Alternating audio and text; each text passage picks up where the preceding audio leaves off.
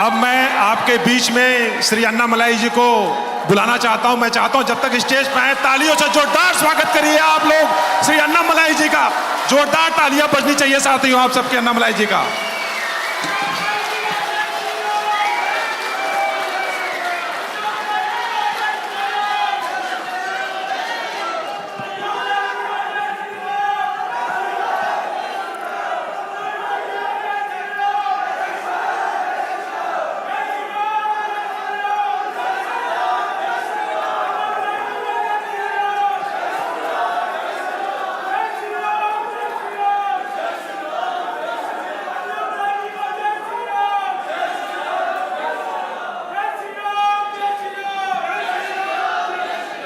अन्ना धन्यवाद sir.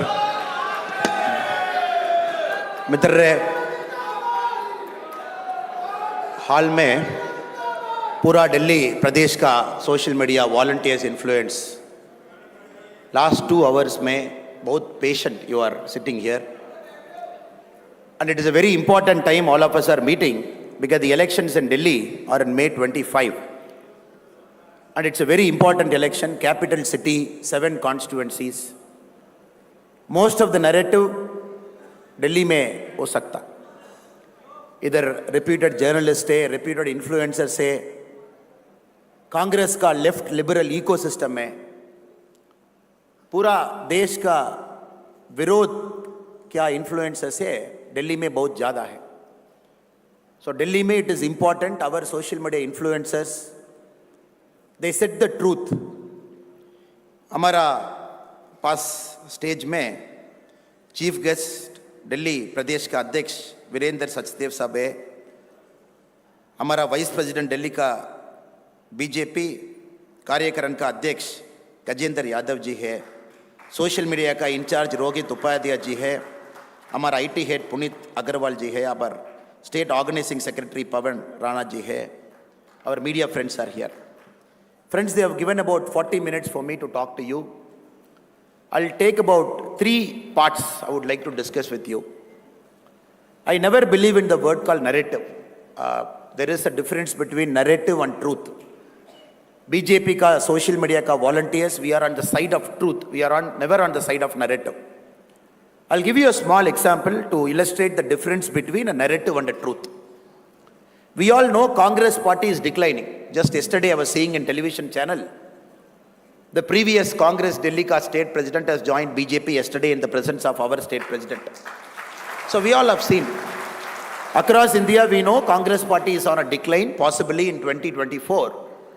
June 4 when the counting happens, Congress party will come down to less than 50 member of parliament in the Lok Sabha. It will happen.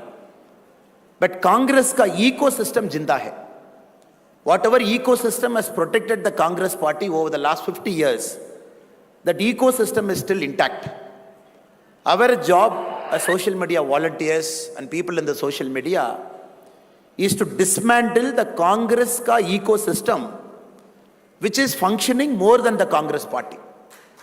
So first 10 minutes, I'll take some examples to illustrate the difference between a narrative and a truth. There was a news article in a newspaper. 33% of girl students in a college have married their own professors. This is the news article. 33% of girl students in a college have married their own professors. Immediately the ecosystem will say, what is happening in our country? 33% girl students have married their own professors. What is it? We are not getting into the value judgment of right or wrong. Now this is a narration, a narrative, which says 33% girl students have married their professors. But if you look at the truth, that class might have only 3 girl students and 1 girl student might have married their professor. That is their personal relationship. Nobody is bothered. So 1 girl student marrying their professor, that is the truth. But the narrative is 33% of girl students in a college have married the professor. Our job is to bust this narrative wherever a false narrative gains ground in the country, and using that narrative, they try to make a story out of it. In the last 10 years of Modi ji's rule, whatever good things, great things we have done, We are taking that to the elections in Delhi on May 25. But still the false narrative, the opposition used to do it for a lot of years. And they're using the false narrative even during this election. Now we have to understand, at one point of time, journalism in India, journalists in our country, they were literally considered God. And these journalists had so much access to power, they were even controlling the policy making. They were deciding who should meet the minister. If you observe carefully the Neera Radia tapes of that era, some of our top journalists in our country had unbridled access to power, to some of the top cabinet ministers. They even knew some of the policy decisions even before it happens. And many of the brokers had access to the ministers of UPA 1 and 2 through some of the journalists. So journalists believed they are God. And they were traveling freely with the top leaders. They had access to the Prime Minister. They were traveling in the same airplane along with the Prime Ministers to different parts of the world. Now after Modi ji has taken over our country as Prime Minister, from May 30, 2014, there is a difference. And everybody is treated equally. Nobody is given an extra access to the government. Even a journalist has to get information like the same source you and me can get the information. So this has created a cognitive dissonance. There is still a group of journalists belonging to the ecosystem who believe the institutions are collapsing simply because their access to power is cut. So this is why our social media volunteers, people who are sitting in this room, we have a very important role to play, not only during the elections, even before the elections also. Before I get into some of the political aspects which we need to discuss, I'm still on the narration part. Just yesterday, there was a news article from Reporters Without Borders who said the press freedom in India is declining. And we all have read in the paper. Not only this, we keep reading a lot of articles in our newspapers which Indian media loves to cover in a big way. The institutions in our country are collapsing after BJP has taken over, BJP has come to the government. So very often they keep quoting a couple of indexes, press freedom index, the democracy index, to say, oh, in India, democracy is declining. And many newspapers cover it prominently. Again, I'm giving this example as a second example to say how a narrative is set in our country by people who don't want to believe India is progressing. There is this Freedom in World Index, which is covered largely, which talks about the democracy and civil liberty in each of the country. The Freedom in World Index is published by Freedom House based out of New York. India's civil liberty score, if you see, in 2018 was 42. In 2022, it has come down to 33. So now India's overall ranking has come down to 66, which India had during emergency. Emergency time में India का क्या score था? अभी Freedom in World Index has given the same score to us. Northern Cyprus, a country controlled by Turkey, is having a democracy score of 77, that is better than our country. Mongolia, which had a one-party system in 1990 till 1990, is having a score of 84, which according to Freedom in World Index is a free country. Now if you keep looking at it, this is a narrative.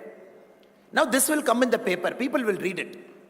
But our job as social media volunteers, as influencers, is to dig the truth, to find what is really the truth, so that through our social media handles, through our ecosystem, we publish to the people at large.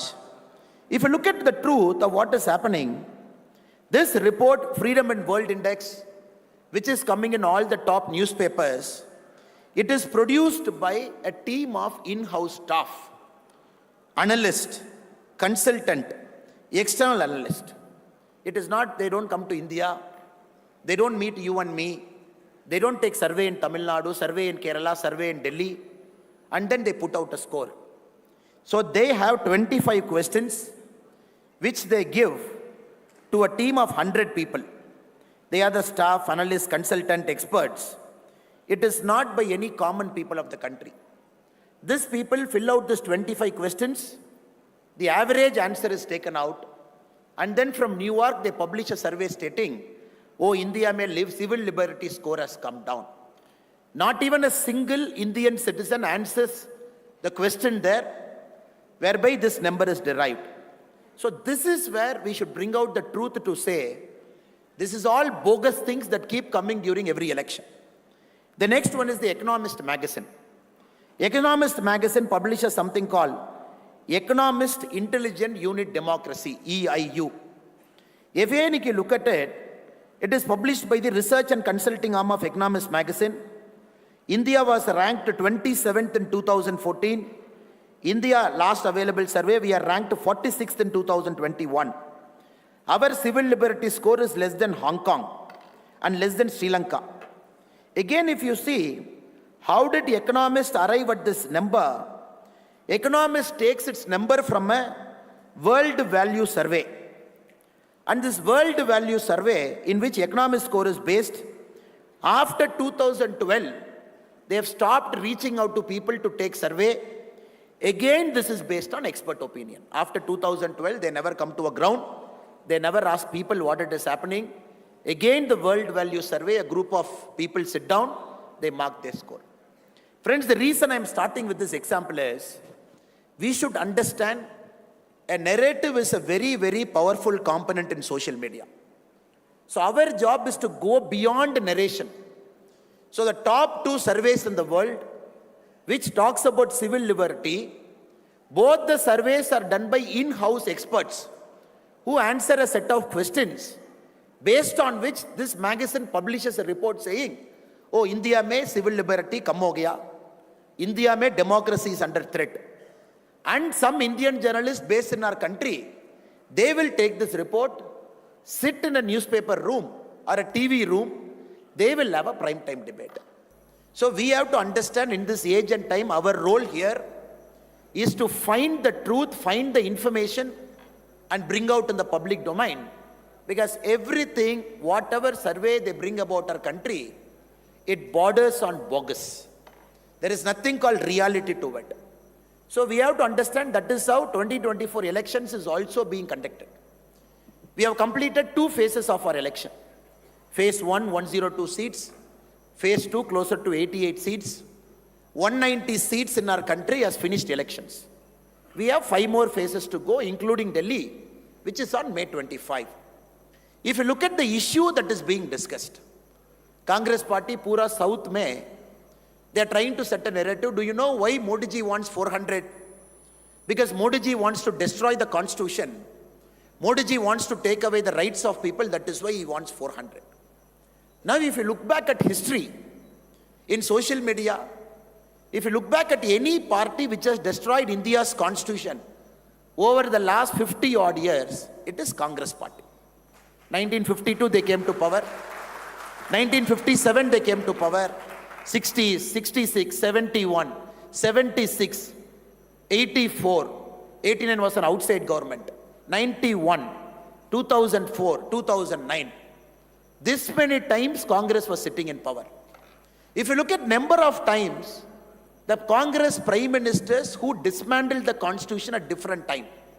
Madam Indira Gandhi, she used Article 356 to dismiss governments 51 times. The whole Congress party used Article 356 91 times. India, different governments have used Article 356 slightly more than 100 times. But Congress party alone used it 91 times. Indira Gandhi ji alone used it 51 times. And only in the Congress period, the constitution was suspended. Basic civil liberty was curtailed. Anybody was arrested, thrown into jail, no questions asked. It is only during the Congress authoritarian government, they said, we can supersede judiciary, we can make somebody as the Chief Justice of our country, we will supersede 3-4 judges to make somebody a CJI. Now the same Congress is complaining that our party, Bharatiya Janata Party, when we come to power with a larger mandate, constitution is under threat. Because here the problem is, many of the first-time voters who are sitting in this room are outside in Delhi. Who is voting in May 25 for the first time? Their age when Congress was in power last was 8 years. 2014, when somebody was born and 8 years, today they are 18, they are putting their first vote. 2004, when Congress came to power, previously, people were not even born. And those children are voting for the first time in 2024, May 25. It is important, many a time we have to remind the past. What happened in our country, how the country was run, how the constitution was handled, at different points of prime ministership, how the chief ministers were dismissed just like that. Yesterday, I was in Karnataka, in the northernmost part, a place called Gulbarga, a very important town in Karnataka. Gulbarga had given a chief minister to Karnataka state called Virendra Patilji. So Virendra Patilji was the chief minister of Karnataka when Rajiv Gandhiji was the prime minister. Rajiv Gandhiji is boarding a plane in Bangalore. The press friends are asking him a question. Will Virendra Patilji be changed as Karnataka's chief minister?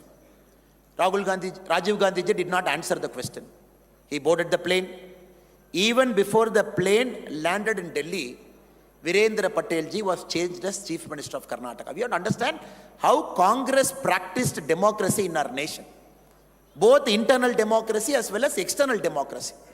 Because a party, how well it practices internal democracy, only then the party can practice external democracy.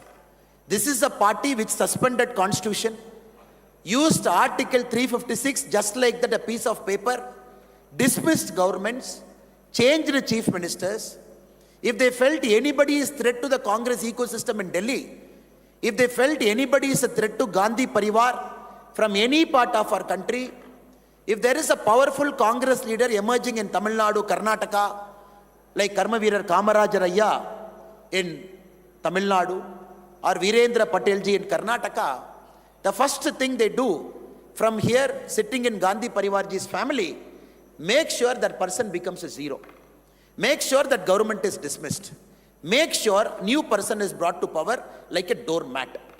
And this Congress party is crying, oh, look at the civil liberty score, look at press score, look at Economist magazine index score, look at this score. The institutions are collapsing. If it is one government in 10 years, which never used 356 illegally, which respected the constitution in every single forum, which made sure, even in 2014, when we had 283 MP, even in 2019, when we had more than 300 MP, we never brought an act called Ram Temple Act in Parliament. We never brought an act. We never brought an act called Ram Temple Act, by which through a legislature, we build a Ram Temple. This is a classic case of a party coming to power with an absolute majority, respecting the constitution, respecting the law of land, respecting the judiciary, waiting patiently like we have waited for 500 years, and whatever the judiciary's order was given, obeyed to the letter, not only in spirit, to the letter, and made sure Ram Temple was built. And Congress is making an allegation against our party like Bharatiya Janata Party, which despite a super majority, we respected constitution. Not only we respected, we strengthened the constitution on every available level. Friends, this is a very important narrative, because Congress doesn't have anything in the armory. They don't have a prime ministerial candidate. The India Alliance doesn't have a prime ministerial candidate. They don't have an overall national narrative, because Congress narrative in Tamil Nadu is entirely different. Congress narrative in Kerala is entirely different. Congress narrative in Karnataka is entirely different. Congress narrative in Andhra is entirely different. So we are seeing first two phases of election. We are seeing across the southern states, India Alliance, one narrative in one state is different from one narrative in the other state. We have to understand, since they don't have a narrative, they are running this national election like a local election, like a regional election. They are running this national election like an MLA election. It is important, social media volunteers and warriors here, we got to bring back, already we are bringing it back, we brought back, it is a national election for a prime ministerial candidate. It is not some chota-mota election where anybody can raise their hand and say, I aspire to be a prime minister. So it is important, in the next 20 days, we all reflect This is not for Delhi, this is for the country. And it is important in the country when we get BJP MPs, NDA MPs across the board. The national capital should have a sweep where all these 7 BJP MPs, once more, people give responsibility to them. Across Delhi, we all have Bharatiya Janata Party member of parliament across Delhi. So it is important, the truth that we tell, it is important, the truth that we tell is it's a national election. It is not a narrative-less election. This election is for Modi ji, and this election is for all the 10 years of hard work Modi ji has put. And why we need 400? We need 400 to strengthen the constitution. Brothers and sisters, there is one more narrative Congress is running. Oh, why LPG cylinder is not given for 100 rupee? Why petrol is not given for 10 rupee?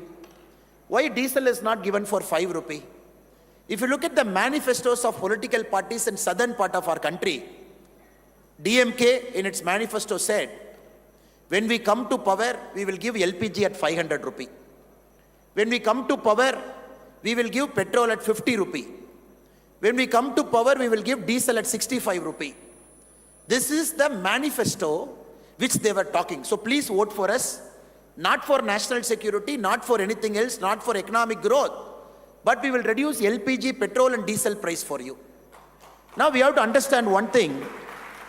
If you look at Congress party, or if you look at the political parties which are giving that manifesto, every election they keep saying this. Mr. P. Chidambaram, who was our finance minister during the Congress time, was an expert in lie. If there is a liar and chief of Congress, the title should be given to Mr. P. Chidambaram, who was our finance minister. Because he brought in a system where they said, oh, 2013-14, we will reduce petrol price. And not only will we reduce petrol price, we will artificially bring it down. How did they do it? First time in our country, Mr. P. Chidambaram issued something called petrol bond, gas bond. They issued bond to the public. They said, you please pay, get this bond. We will redeem the bond after 10 years. And using that money, we will reduce petrol and diesel price. If you look at the data, the petrol bond that UPA2 issued to artificially reduce the petrol and LPG price by issuing bond. If you look at the date of redemption, a government of India has to redeem a bond, 7/3/2015, which means the first bond got redeemed, the government of India will pay money. 23/3/2015, second bond, we will pay money. Now I am reading the data for you, kindly listen. The bonds that UPA2 issued, by which they got money, by which they were able to artificially bring down petrol diesel price just for election, 16/10/2021 redemption, 28/11/2021, 10/11/2023, 12/2/2024, 15/9/2024, 4/2/2026, 23/3/2026. See? They have issued a bond, petrol bond, saying 15 years later, some government will come and redeem the bond. Some government will pay 1,34,000 crore, which we have mobilized by that bond. Now we want to reduce the price. If there is a single biggest fraud done on the Indian Constitution during the UPA 1 and 2, this petrol bond is a single biggest fraud they have done. They never said we will redeem the bond. See how intelligent they are. They didn't touch 2014 to 19 also. Because they thought by reducing petrol, diesel and all those drama, they will come to power in 2014. They said the redemption will happen after 2021. So 80% of bond which they took, they kept the redemption 2021, 2023, 2024, 2025, 2026. So our government, Modi ji government, taking over after 2014, whatever Congress petrol bond they have issued, we are redeeming, paying that money. Because the government of our government is honoring that. This is how they set narrative. This is how they set narrative. And it is very, very important that we present the truth. We tell the people of our country. Rajiv Gandhi ji, in 1985, He was having an interview with Sam Pitroda. Sam Pitroda, you all know the infamous statement he made. So Rajiv Gandhi ji, Sam Pitroda asked him a question. 1985. How many of you are born in 1985, sir? Can you raise your hand? After 1985 you are born. How many of you are born after 1985? After 1985, my age is less than 38. Okay. Sam Pitroda is asking Rajiv Gandhi ji in 1985, when will Indian public get drinking water to their home by pipe? Rajiv Gandhi ji answers, in 5 years, I will make sure every citizen in our country will get drinking water by pipe into their home. Many of you might not believe this. Oh, 1985, that Rahul Gandhi ji actually said it. So I am going to play a video for you. You can just hear the audio. What Rajiv Gandhi ji said in 1985.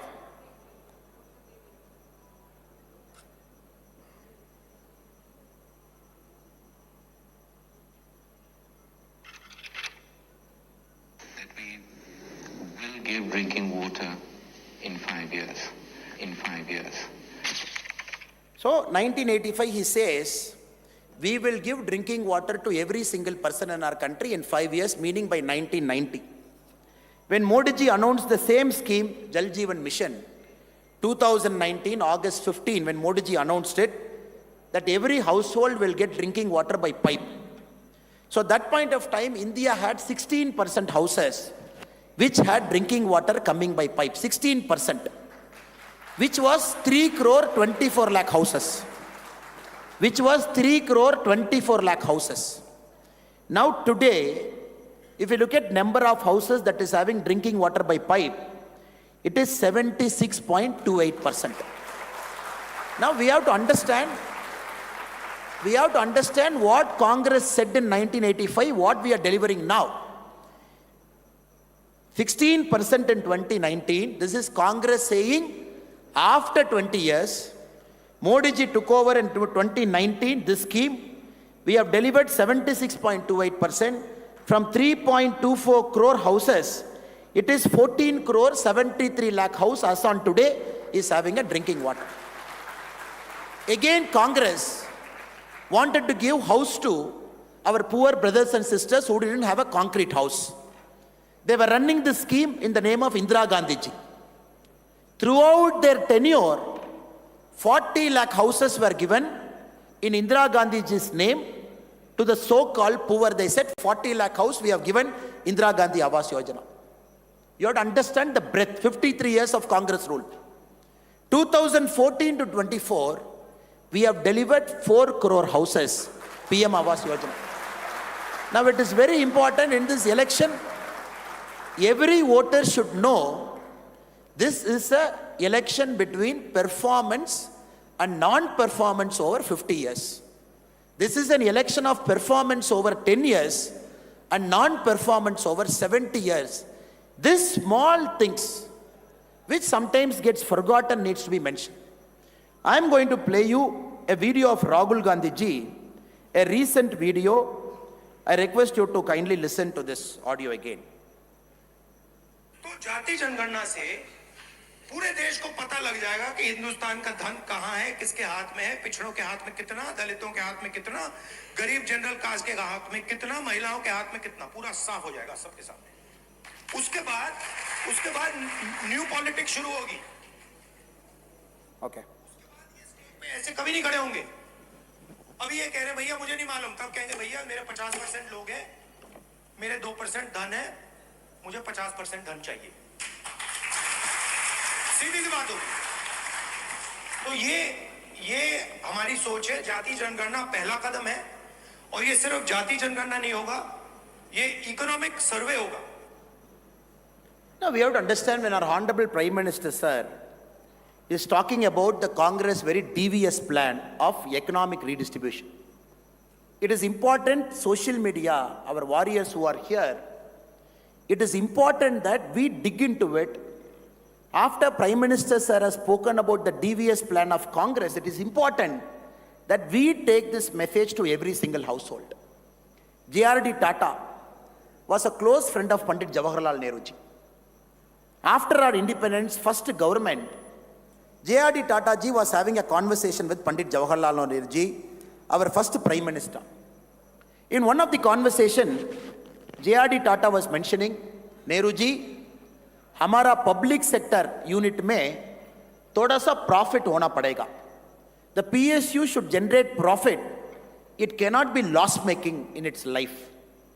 Pandit Nehru ji replies to JRD Tata, Tata ji, आप profit का word मत बोलना, वो एक dirty word है, मेरा को पसंद नहीं है. प्रॉफिट डर्टी वर्ड है, आप मत बोलना. This JRD Tata ji records the conversation he had with Pandit Nehru.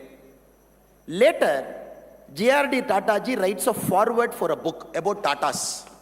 In that book, JRD Tata writes, if at all, India's first Prime Minister was Sardar Vallabhbhai Patel ji instead of Pandit Nehru, probably India's economic prosperity and economic path would have taken a different turn.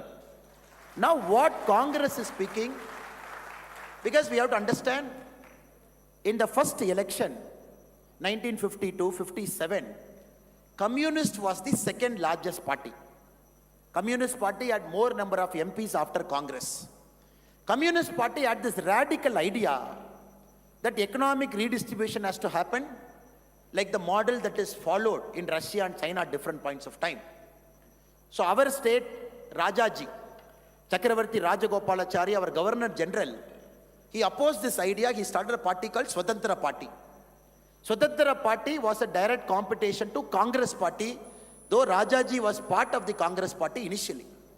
There, JRD Tata again writes a letter to Nehruji. You have to understand the context in which Rahul Gandhi ji is speaking. Now it is important, we have to understand what is their plan. And through our channels, it is important we take it to the public at large. JRD Tata writes to Pandit Jawaharlal Nehru, we don't want Communist Party as number 2 in the parliament. India needs a responsible opposition. So we are going to fund the Swatantra Party also. Of course, we will give more money to Congress. Little money will give it to Swatantra Party.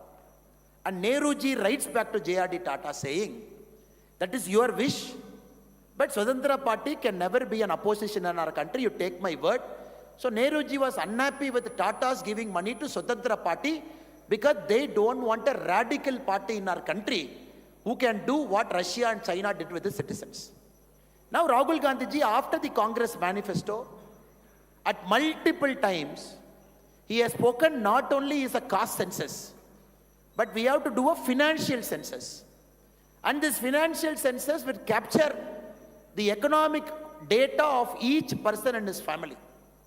Based on this, Rahul Gandhi ji goes one step further to say, if somebody is having 2%, if somebody is having 50%, he says they have to correct that imbalance by making sure somebody is not having a 50%. Sam Pitroda ji goes one step further to say, in America, when there is a wealth tax of 55%, why not? It's a time to have debate in our country. Now you have to understand, the Congress DVS plan is very clear. Whatever gains we have achieved, in the last 10 years, we have taken 25 crore people in our country out of multi-dimensional poverty. 25 crore people we have taken out of poverty. And we have done some miraculous things. Miraculous things we have done. We have built 4 crore houses, which is more than the population of Australia. Which is more than the population of Australia. In 10 years, we have delivered 4 crore houses. If you look at the number of houses which got drinking water, as we have spoken previously also, 14 crore houses have got drinking water to their home, which is more than the population of Germany. If you look at the number of people who have got Mudra loan, in our country, the number of people who have got Mudra loan, so that they can run an industry of their own, they can generate economic output. It is more than 30 crore people in our country, 39 crore people who have got a Mudra loan in a different context. This is more than the population of Brazil and many European countries combined. So this is our idea of making sure people who are in the bottom of the pyramid, you give them every means possible so that people have a fighting chance. Somebody is not able to get ration. Give ration to 80 crore people. Not having a house, give a house with subsidy of 2,71,000. When he came to power in 2014, 64% of India had LPG. We have made it 100%. This is a way where we are taking care of have-nots in our economic model. The Congress model, which talks about radical redistribution, has to be killed in the thinking only.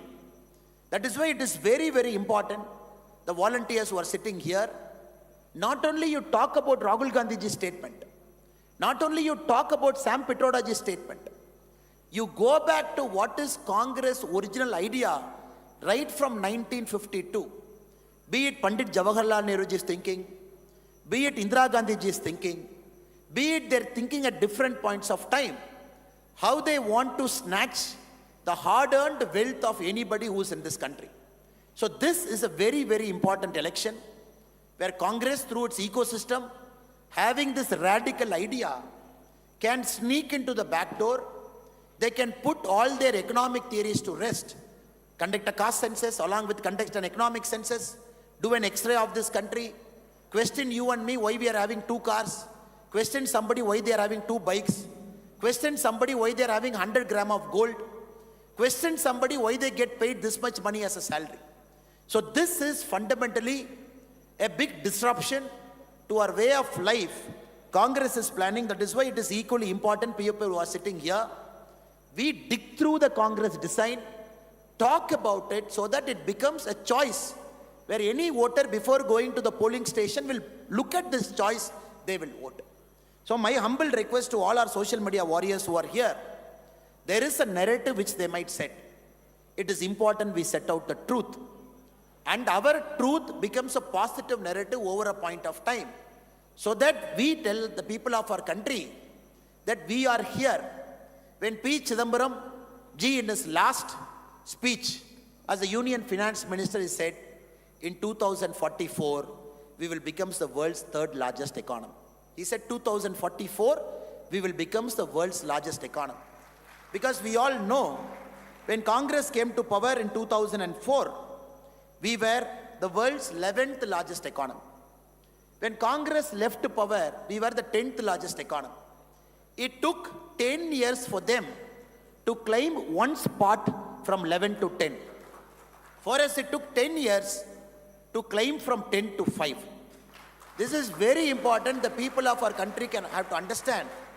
The Congress thinking is to make India the 3rd largest economy in 2044, which Modi ji is going to do it in 2027. Meaning we are saying 17 years of how Congress was thinking.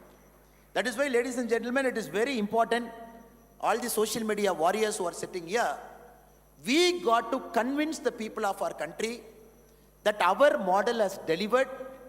Our model is not incremental, it is leapfrogging. We are not adding one to it. Whatever the country was in 2014, we have doubled. Airport 74, we have taken it to 151. Number of universities, we have doubled. Number of medical seats, we have doubled. We have increased the pace of building national highway 3 times. If you look at any data, our country, we have doubled, tripled any indicator over the last 10 years. So people have to understand that Modi ji is going to double this in the next 5 years. 2027 will become the 3rd largest economy. 2047, the goal. That is the importance of Viksit Bharat. When Modi ji is talking about Viksit Bharat, it is important in social media, we add strength to that Viksit Bharat argument. We add data to it. We add strength to that argument to say, yes, where the country was, where the country is now, where the country is going to be in 2030, 2045, and where Modi ji is going to take. If you look at all the 193 countries in the world, 2023, India was the fastest growing economy in the world. We were the fastest growing. Now, that is not important for us. International Monetary Fund says, in the next 20 years, India has got all the potential to average out and grow faster than any other country in the world. That is important to us. And this did not happen overnight. This happened by building systems. In the last 10 years, we have built systems. We have made sure the system is performing. And we are making sure this system is going to deliver results. You just look, sir. Yesterday, the GST data collection data has come in our country. I'm going to read out some of the data for your information. The GST, what each state is contributing. Now, if you look at the data, Haryana, a state like Haryana, where BJP is in power, in 2023 April, we are taking April as a month, Haryana contributed 10,035 crore. 1 year later, 2024 April, Haryana is contributing 12,169 crore, which is an increase of 21%.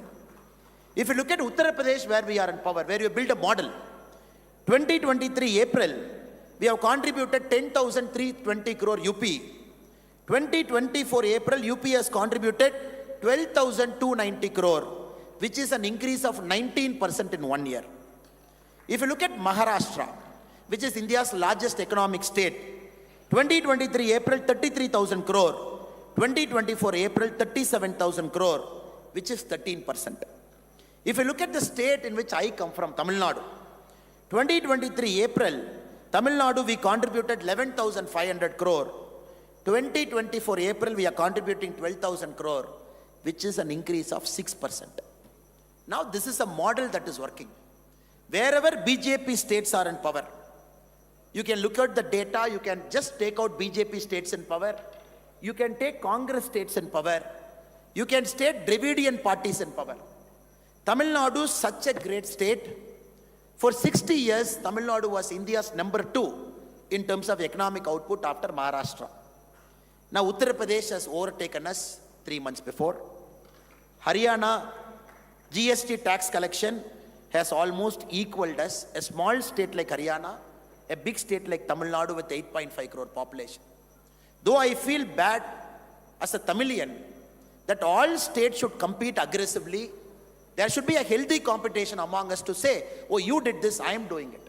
Now, Tamil Nadu politicians, Dravidian parties, what they say, no, UP is growing, Haryana is growing because Modi ji is giving good care to those states.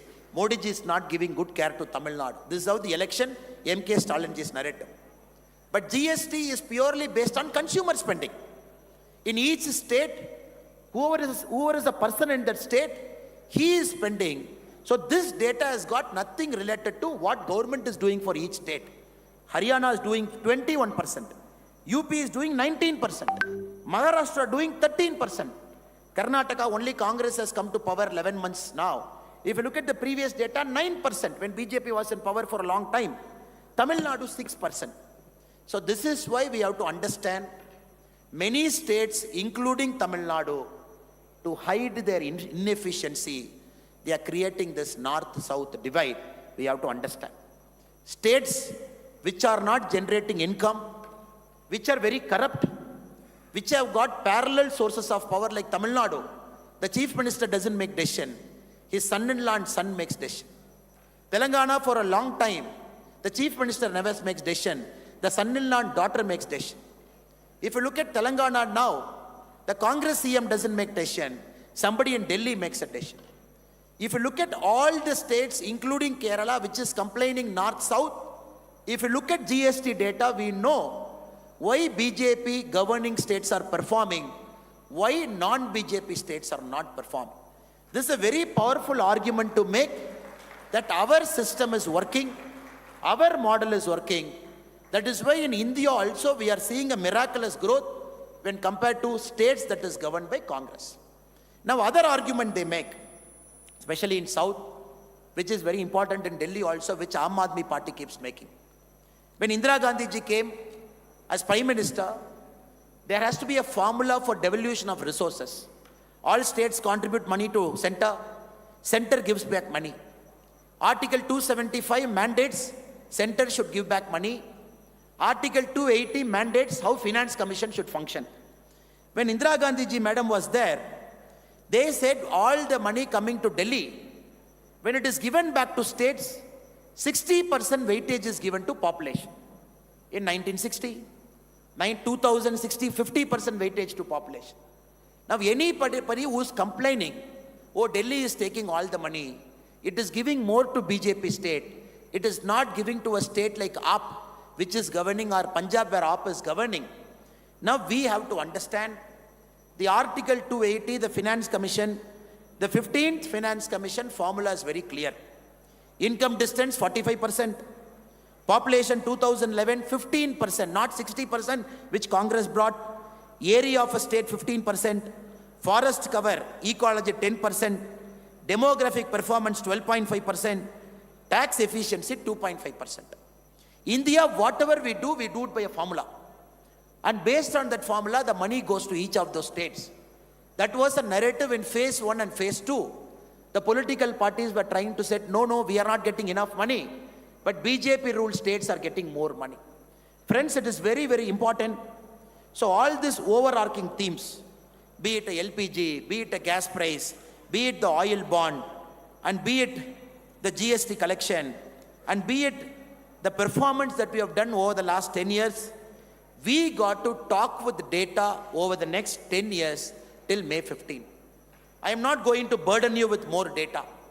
The reason, brothers and sisters, I am presenting data to you is just to substantiate that as social media warriors, it is important we back argument with research. It is important we bust a narrative with research. When somebody is talking about civil liberty, somebody is talking about press freedom, we bust it with the data. So next 20 days, I only request you, all the 1,000 people inside this hall, you take 5 narrative. Each of you should take 5 narrative. It is not necessary. We all know Modi ji is great. We all know Modi ji is going to come back to power. We all know AAP has got no chance. We all know the political model in Delhi, where a party which is founded against Congress is an alliance with Congress facing this Lok Sabha election. People know it. But my request to all the social media warriors who are here, take 5 issues, you write a story about it, you make a video about it, put it in your WhatsApp channel, social media channel, Instagram, Twitter. Don't write 2 lines. Don't write 1 line. Please don't write somebody is great. We have to say why Modi ji is great. The whole of India knows, whole of world knows Modi ji is great. But can you substantiate with 5 points why Modi ji is great? 5 performance index that differentiates Modi ji from other leaders. 5 performance index that differentiates BJP from other government. 5 performance index that differentiates BJP from Aam Aadmi Party. 5 performance index that differentiates BJP from Congress. My request to you is, as social media warriors, take this as a challenge over the next 20 days. We are winning all 7. That is great, sir. But can we set a narrative from the capital city on each of the things that Congress and India Alliance leaders are saying to set a false narrative? Constitution. What BJP has done for the Constitution. Atal Bihari Vajpayee ji, he got 1 opportunity to nominate a Rashtrapati. Whom did he nominate? He nominated a Muslim from Tamil Nadu, APJ Abdul Kalam ji. Narendra Modi ji got 2 opportunities to nominate Rashtrapati. Whom did he nominate? He nominated Ramnath Govind ji, who comes from a SC community, our brother. When Modi ji got the second chance to nominate the Rashtrapati, he nominated Draupadi Murmu ji, who comes from a ST community. This is the respect BJP has given to Constitution. And be it the strengthening of Constitution. Uniform Civil Code. In our manifesto, we are saying we are going to bring it back. Because the Constitution mandates India should have a uniform civil code in the directive principles of state policy. We are saying we are going to bring 1 country, 1 election. The whole of our country, 52, 57, 60, 67, 4 elections, first 4 elections till 1971, our country had 1 country, 1 election only. Till Congress started dismissing state governments, this order got changed. That we are bringing it back. That is part of our manifesto. So any statement that is written in BJP manifesto, we are strengthening Indian Constitution like how Dr. B.R. Ambedkar ji wanted. But that point of time, some things were put in directive principles of state policy because somebody opposed it. Something was not put in fundamental rights. Something was put in fundamental duty. Something was put in directive principles of state policy saying when the conditions in our country improve, the government of the time can implement. So this is very, very important. The friends here, you have to make a narrative, make a truth to say why we need 400. We need 400 seats to strengthen the Indian constitution, to actually do what Dr. B.R. Ambedkar ji envisaged in 1947 to 50, before the constitution was presented, by which all these people dismantled a part of our constitution at different points of time. We want 400 to strengthen the constitution. This is a very important truth. All of us have to say why we have done it, what we have done it, what we intend to do in the next 5 years. The second one is our economic model. Now a Congress party says, we are going to give 1 lakh rupee to a poor. Now, Congress has to classify what is poor. Is it 20 crore? Is it 30 crore? Is it 40 crore? Is it 45 crore? Now if you look at our budget, which is 44 lakh crore, in social media, people here, we got to argue a case, 44 lakh crore central budget, 6 lakh has gone to defense, agriculture this much, education this much, urban infrastructure creation this much. We have given money everywhere. We are giving money to the people. We are giving money to the state. If Congress is saying we are going to give 1 lakh rupee to the so-called poor, there are 40 crore poor in our country, which is 40 lakh crore. Where is the money? Is Rahul Gandhi ji going to have a note printing machine in his office to generate 40 lakh crore? It is important in our social media, the warriors who are sitting here, we argue our case. We tell the people of our country how disastrous the Congress policy is. Not only is the wealth redistribution, what Pandit Nehru ji said, what Indira Gandhi ji did, after that what Sam Pitroda ji is saying, after that what Rahul Gandhi is saying, what is the devious plan Congress is having in hand. Please make a narrative in the next 20 days. Please focus on not only the incremental changes we have done, but the leapfrogging changes we have done. Doubling, tripling of all indicators, be it Jal Jeevan, be it our what do you want to become? Do you know what the girl told me? She was about 9 years. She told me, Mama, I want to become a social media influencer. I asked her, Acha, what do you want to do? She said, no, I have already started a YouTube channel. In my garden, whatever planting we do, I do a story. Brothers and sisters, we have to understand social media influencer is a serious business. And in BJP, anybody who is a social media warrior, who is operating our handle, who is arguing for Modi ji, we have to understand, we are not influencers, we are truth seekers and truth setters. We have to seek truth, we have to set the truth, and people of our country has to read the truth. For that to happen, there is no biggest influence in our country than Narendra Modi ji. He influences everybody, youth, women, farmer, everybody. My last humble request to all of you is to see the series of interviews Modi ji has given in the last 1 month. Times of India carried a 4-page interview. He has given interviews to all the major channels, 1 hour, 1.5 hour, 2 hour. Every single data is available inside. Modi ji has argued a case why we need 400. Modi ji has argued a case why we need to come to the power for the 3rd term. Modi ji has argued what difference the 5 years is going to make. My request to all of you is, next 20 years, 20 days, let us not put a 1-line statement in social media. Let us not put a 3-line statement. We will put a long statement, we will put a video, we will argue our case, we will threadbare discuss the fraud nature of Aam Aadmi Party, the corrupt nature of Aam Aadmi Party. Only the media build-up Aam Aadmi Party was able to generate for some time. The political duplicity of Aam Aadmi Party, the political duplicity of India Alliance. My request to all of you is to put a video, is to put a long thread. And each of you, let us take a personal responsibility. We will take 5 subjects. 5 subjects will be on constitution, it will be on democracy, it will be on economics, it will be on our government, it will be on Delhi. We will take 5 subjects, we will do research, we will post it in social media. Thereby, we will generate a mass movement for the Delhi Bharatiya Janata Party, where all the 7 candidates across Delhi will again once more win with a sweeping majority. So I request all the people who have come here, this is our contribution to Modi ji. This is our contribution. This is our contribution to Modi ji as a personal example. We can influence 100, 1000, 1 lakh, 10 lakh, 1 crore. With a single cell phone, we can do it. A cell phone is a very powerful tool, which if spoken the truth in a right way with emotion, people will listen. And Sachdev sir was telling somebody that we are doing pretty well in social media. I think all of us are doing pretty well in social media because we speak the truth. People will read through a fraud post and an original message.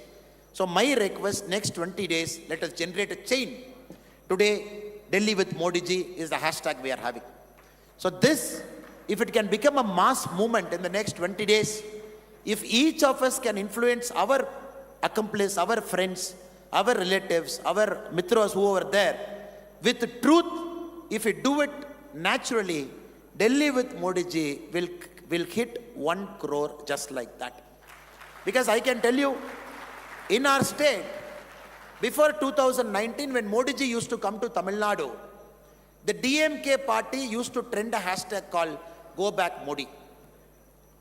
When we look at that hashtag, where it is coming, somebody from Uzbekistan, somebody from Pakistan, somebody from small countries, with bots they will say, Modi, go back. So 2021, after election, we took it up a challenge. We told our social media warriors, if DMK is trending, go back Modi, welcome Modi, vanakkam Modi should be minimum 20 times of it. But we will not take recourse to Pakistan, we will not take recourse to Uzbekistan, but we will disseminate truth. We will attract the common people to participate. Not only BJP social media warriors will do Delhi with Modi ji. A common person with no connection to BJP, a common person who is not part of our social media cell, he has to tag, she has to tag Delhi with Modi ji. For that to happen, which we tried in Tamil Nadu, Vanakkam Modi ji, common people should participate. So we have done 1.5 million. 1.5 million Vanakkam Modi ji. We have done 1.2 million. So whenever we do, the Go Back Modi has never crossed 40,000. That to the whole DMK office bearers, including Chief Minister M.K. Stalin ji, when he was an opposition leader, he tweeted Go Back Modi. Now we challenge the ecosystem of DMK, wherever you are sitting in the world, we will do 15 times Vanakkam Modi of what you are doing. It's a challenge we have taken on. And last 3 years we have made sure taking on a party, taking on a governing party, whenever they say go back Modi, we do 20 times more than that, 30 times more than that. I think it is possible because we got to inspire a common man to come join our movement. That inspiration can happen only when we start speaking the truth, elaborate truth, so that a common man doesn't have the time. A common man doesn't have the time to see, oh, oil bond, is samay mein issue hoga, oh, 2026 tak oil bond hai. He doesn't have time. A common man doesn't have time to understand World Press Freedom Index is nothing but a bogus. A common man doesn't have time to understand, oh, this is how tax devolution is happening.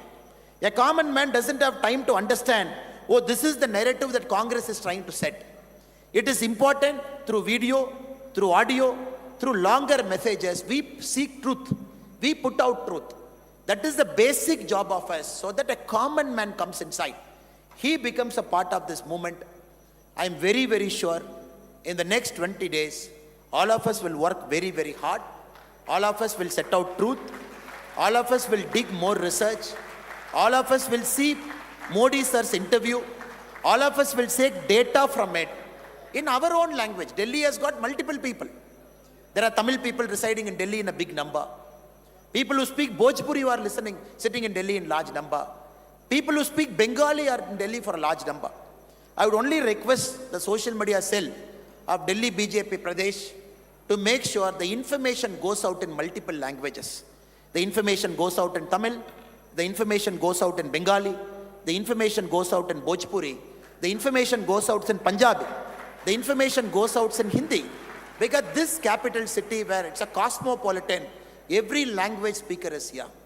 He might know all languages. He might know Hindi. He might know all languages. But still, to emotionally connect, the truth has to be in his mother tongue, her mother tongue. In their mother tongue, the truth has to go. I would encourage all people who are assembled here who speak multiple languages, make it a point to tweet in Hindi, make it a point to tweet in English, make it a point to tweet or and put on Instagram in different mother tongues. The Delhi voters can speak. When we do it, I'm 100% sure a mass movement can be created here. 1 crore hashtag we can generate Delhi with Modi ji in the next 20 days. It will be a momentum shifting thing that can happen in Delhi. So I've taken a lot of your time. I once again thank our Pradesh Adhyaksh Virendra Sachdeva ji, who's here and who has given the opportunity for me and others to come and assemble here. You all have come with a lot of enthusiasm. It is a family. All of us are part of Modi Parivar. There is no differentiation among us. Once we take the cell phone, all of us work for Modi ji. There is no difference between us. I request in Delhi, let us make history once more. Even if two partners in crime like Congress and AAP, they join together, still we will defeat them with an even larger margin than 2019. Let us use social media effectively. Let us spread out the truth over the next 20 days. Let us set 5 narratives in mother tongue in different languages in Delhi so that this becomes a movement in the next 20 days. I thank all of you for your patient listening and for your patience. Thank you so much. Bharat Mata ki jai. Thank you so much, respected Sri Annamalai ji. Thank you so much.